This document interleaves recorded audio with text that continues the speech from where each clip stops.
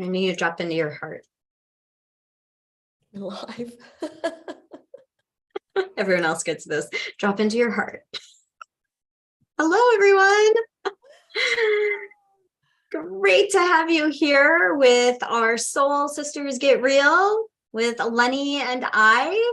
Eleni's from Australia. I'm from the States in Wisconsin. And we want to talk to you candidly, authentically about topics that come up between us. And we thought, why not share them with all of you? Yeah. And this is something that we do every single week, and we pick a different topic every week. It's the kind of topic that, like Caryn just said, that we would discuss between us anyway. And today we want to talk about spirituality versus religion. People get confused as to what is the difference between spirituality and religion, and what are the similarities, because there's similarities and there are differences. And so I know that you've come from a background, Caryn, of Christianity, and so have I. So tell me about it for you, your journey into really working out where you sit in both these areas. Yeah, we've had this conversation before because I have a very strong foundation in Christianity. I grew up in a church. I gave my life to Jesus. I still pray to Jesus. He's still in my heart. I believe in accepting Jesus into our heart. And there was a place in my life, and we've spoken about this before, even together recently, where to me, spirituality was not Christian. It wasn't the same. It wasn't okay. And I remember even with the Harry Potter series, which is more like the kind of the woo-woo spirituality stuff, thinking that it's not for me because it doesn't align with my religion. And what I'm learning, and one of the messages that I want to put out to everybody, and I know you're on the same page, so I'd love for you to tell us what you think about that also, is when Josh died, my whole world opened up, and it started with, where is he? And is he in heaven? And what is heaven? And is he so far up in the clouds in heaven with God and Jesus that I don't ever get to communicate with him again? I don't ever get to talk to him again until I'm in heaven myself.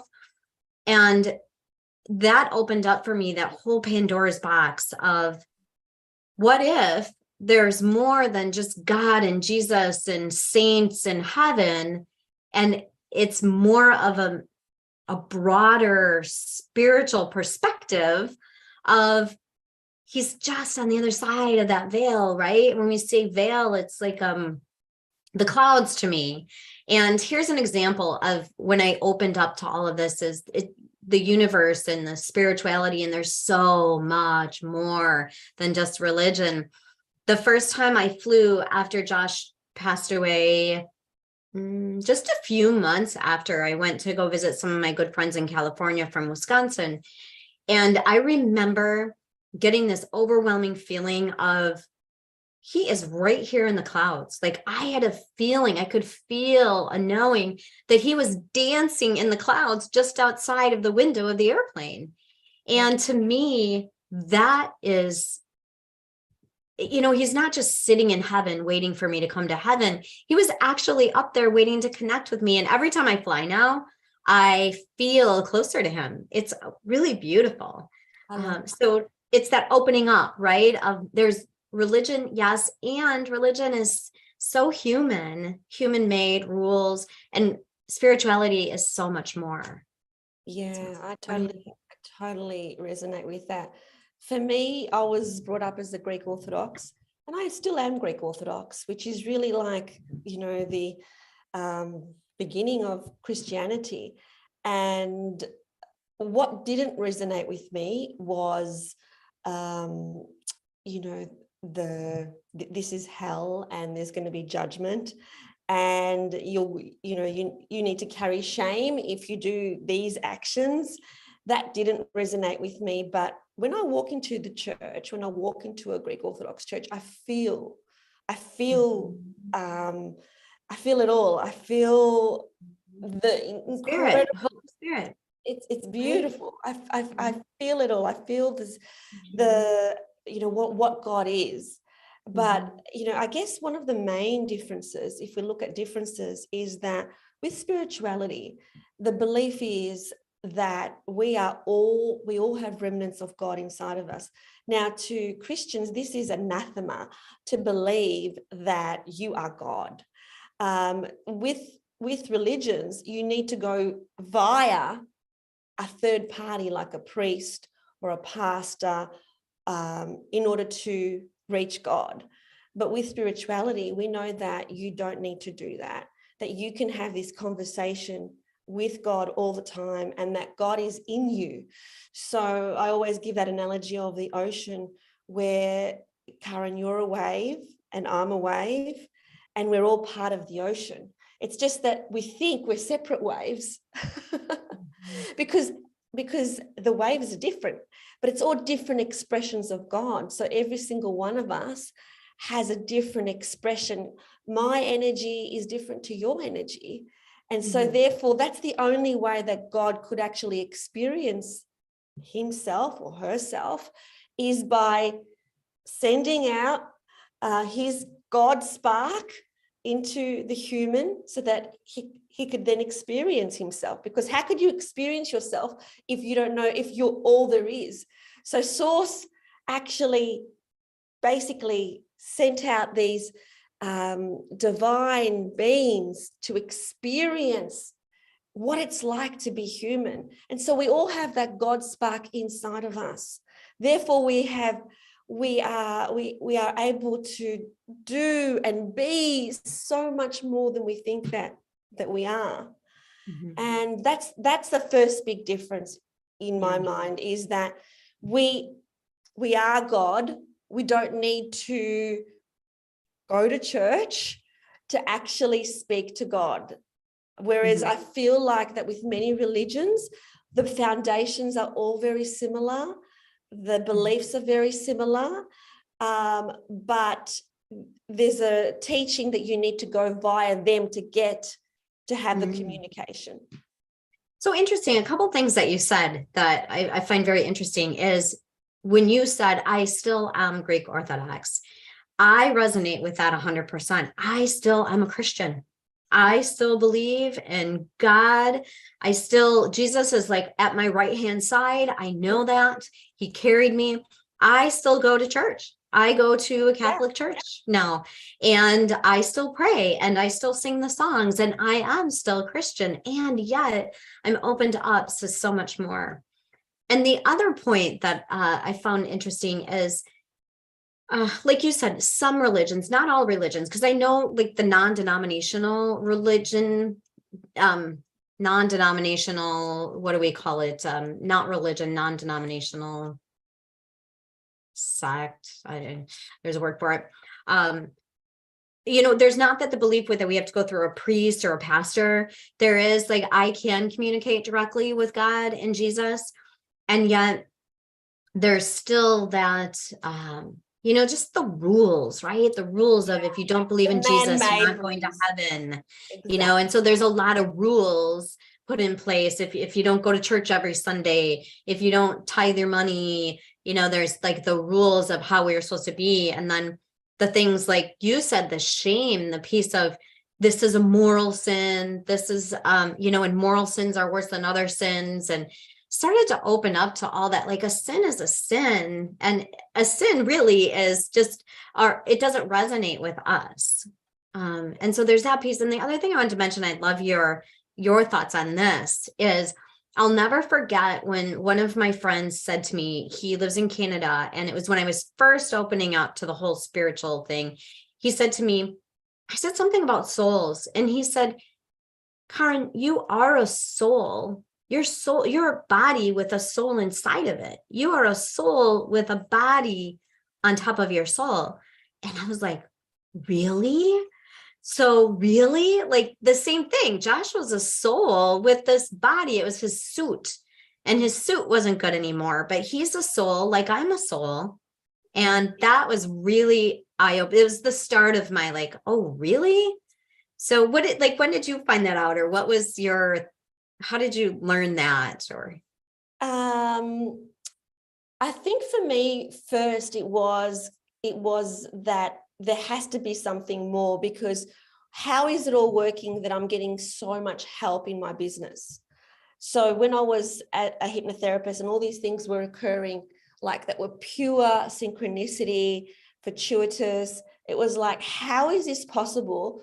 It's impossible that this is a coincidence. As an example, the night that I decided that I was going to visit Memphis, because I'm a huge fan of Elvis Presley, and I decided that night, and then the very next morning I got an email from William Mitchell, which is where we met, from St. Louis, and he invited me to be a speaker at his conference, and I never even heard of him. I didn't even know where St. Louis was. So the first thing I did was I Googled distance between St. Louis and Memphis, and it was 4.5 hours drive, and I just sent an email immediately back and said yes. And I think he was really surprised, because I'm from Australia and I had to pay my own way, in terms of, he wasn't going to buy me a ticket or anything, and even had to pay to get into the conference.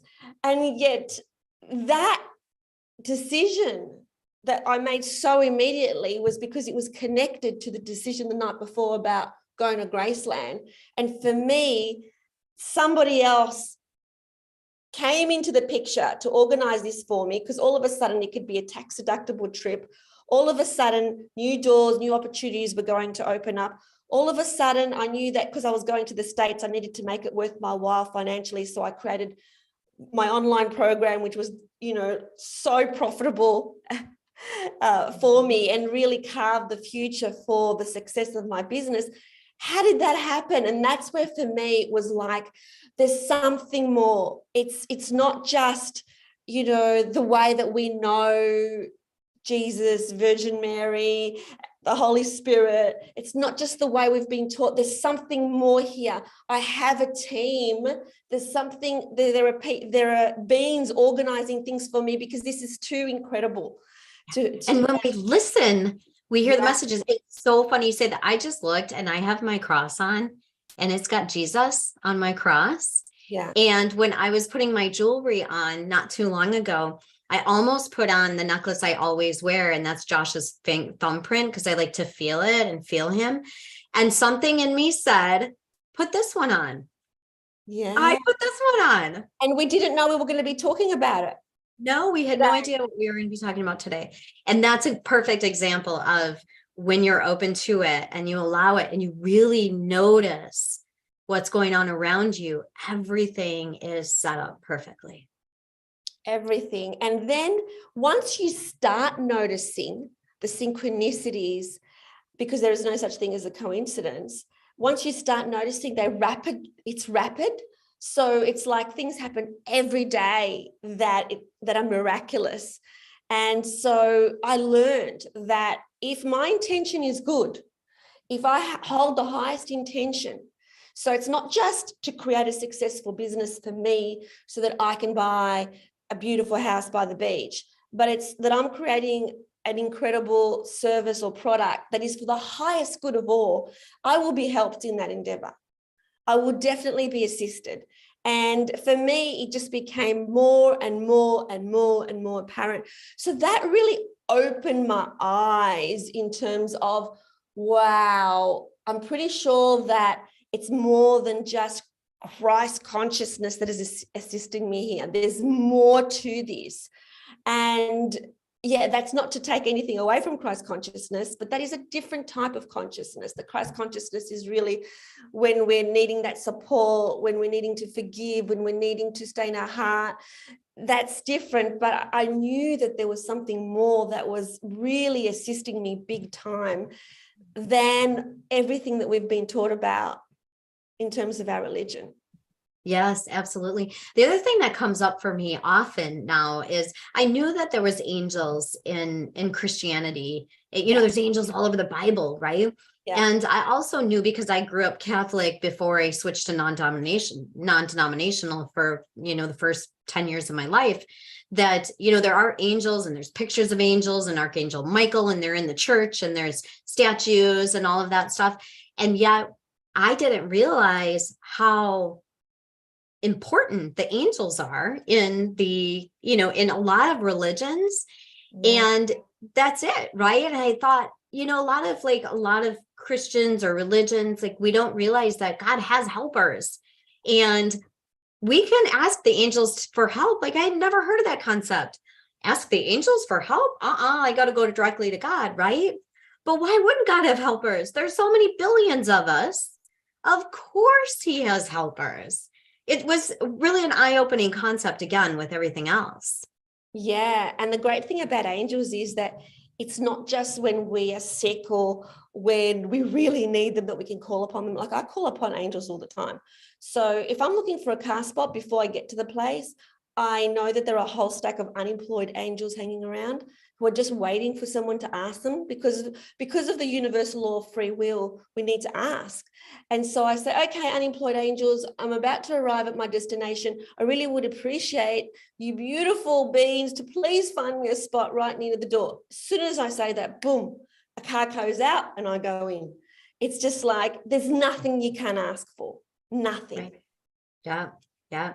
And the guardian angels, and asking, to keep you safe. And I send angels, and Josh, who's in heaven, gets to protect my other son when he's driving back to college. Every time I'm like, okay, Josh, you sit in the passenger seat, and angels, would you please help them get safely to their destination? Because we get to ask. Absolutely. So just going back to, the topic of, how does it intertwine spirituality and religion? In my mind, and from everything that I've read that has resonated with me, when God, we decided to do this experiment on earth to see what it feels like to be human, so that there's an understanding about what human suffering means, because there's no suffering on the other side. There's no judgment on the other side. And therefore, that's how humanity was created. Now I've lost my train of thought of where I was going with that one, Karen. You were just saying that, to bring it all back, and that religion and spirituality and yes. And so at a certain point in time in our history, these masters, these ascended masters, like Jesus Christ, like Buddha, like so many others, they were all sent to earth to help people come back to what's important, and to help people connect with their divinity, not their ego. And so it's so interesting that these masters were sent to earth for a specific purpose, and they were sent all around the world. The sages in India, and there's so all over the world, they had this divinity, but yet every religion believes that their ascended master is the only one. Mm-hmm. And then there's wars between those belief systems, which is exactly against what these masters are here to do. So rather than saying, well, the only truth is Jesus, or the only truth is Buddha, or the only truth is Yogananda, or the only truth of these other ascended masters, how about that they are all the truth? Mm-hmm. And they all came to teach. They all came to teach. And they all came to teach love, right? That's what they want. Love, acceptance, non-judgmentalism, not being judgmental. That's what they came to teach. Loving everyone. Jesus, the tax collector, he loved the tax collector. He was judged. Tax collector was judged by everyone else. That's what he taught, right? Love everyone. Yeah. And so all these ascended masters that have come down to earth for the purpose of teaching love and connecting back to our divinity, then the human just grabbed onto it, and the ego was like, well, this is the only truth, and therefore we're going to fight you because your truth is wrong. When they're all teaching the same thing. They're all teaching the same thing. And that's what we need to get back to, is that what overall, in terms of the message here, is what brings us together as opposed to what separates us. Yes. And that's what we get to do is open up to all of the love and the beauty that God has for us, that it's not one way, and it's only one way. And like you just said, that this is the way, and it's the right way. And if you don't subscribe to it, then you're not going to heaven. Or if you don't subscribe to it, then you're not as good as me. Or, it's more of if we could just open up and love and be accepting, that is what God wants. That's what spirituality is. Yeah. And that we do not have a God in heaven that is judging us. Just like, if our children, if one of them goes off the rails and makes some decisions that maybe hurt others, would we not still love them? Would we still not welcome them back home? Right. It's always unconditional love with our children, isn't it? And that's the same thing. Like, how can God not be like that with us? Yeah. That's what he taught us. Yeah. Yeah. It doesn't matter what we do. That doesn't mean that, okay, therefore do whatever you like, which will hurt others, but God's not going to judge you for that. You're going to find your own karma. Your own emotions will be dealing with that over the lifetime. So you don't need somebody else to sit there and judge you for that, because that's gonna just show up in the way that circumstances happen in your own life. So ideally, in some sort of nirvana at some place in the future, we don't even need a legal system, because it's all going to be experienced by ourselves. And then we're not going to want to do harm on someone else, because we feel connected to that person, because they're from God, we're from God, we're all from God, we're all connected, we are all one. Yep. Yes. And therefore, you and I that still have our preferences, or, our foundation, our beliefs, right? We all act on so much of our beliefs as we were growing up. It doesn't mean that we can't open up to new ways and open up to all of the universe that has what it has for us. And like you said, the angels and the spirits and our loved ones that are right there. And it's so beautiful when you open up to all that this universe offers us. Yeah. And that it's okay. We can still be Catholic or of Jewish faith or Greek Orthodox or anything, and believe in all the principles and abide by all the principles, but still use discernment. I think this is important. Use discernment about, does this rule from this religion resonate with me? Yeah. Like, I remember when I first saw what, the Jehovah's Witnesses, they believe that a certain number of people, and only this number, will go to heaven. Like, that to me is like, it does not resonate. Obviously, a human did that. A human decided that rule, because God would not do that. God would not say, I'm sorry, the heaven's full. Like, right. No more room for you. Right. Truth. Absolute truth. Yes. And really, like you said, is, we all, like, we have Buddhism and we have like all these different religions, and it's okay to subscribe to a religion. There's two keys, right? Be accepting of others, non-judgmental, and love everyone. And it doesn't matter what religion you attend if you go by those principles. Yeah. And know that you will not be judged, because I think we cannot not judge others if we are judging ourselves. It starts here. So that's with my journey, my spiritual journey. The way that I was able to release judgment on others was to release judgment on myself. If we are judging ourselves for an action we've taken or a decision we've made that perhaps wasn't from our higher self, it perhaps was from our ego self, if we're judging ourselves for that, we will then judge others who are also taking those same actions. So it's really about being compassionate, and God doesn't judge us. And so let's not judge ourselves for being human, because we are human. Even though we've got the God spark inside of us, at the end of the day, we are human. We are living the human experience. Yes. I love it. I love these conversations with you where we get to get real, and I learn about you also and the differences, because we do have different upbringings from different parts of the world, and yet we both subscribe to a lot of the same principles. So love these conversations. I love these conversations. So if you love these conversations too, we would love it if you subscribe to this channel Give us your feedback, give us your comments. And you know what? You don't have to agree with what we say. So if your discernment says that you believe something differently, put it in the comments. We would love to hear from you. We would love to respond to you. It's not about our opinion is the only way or our perspective is the only way. We're just putting in what we believe, and we honor and respect everybody else's beliefs at the same time.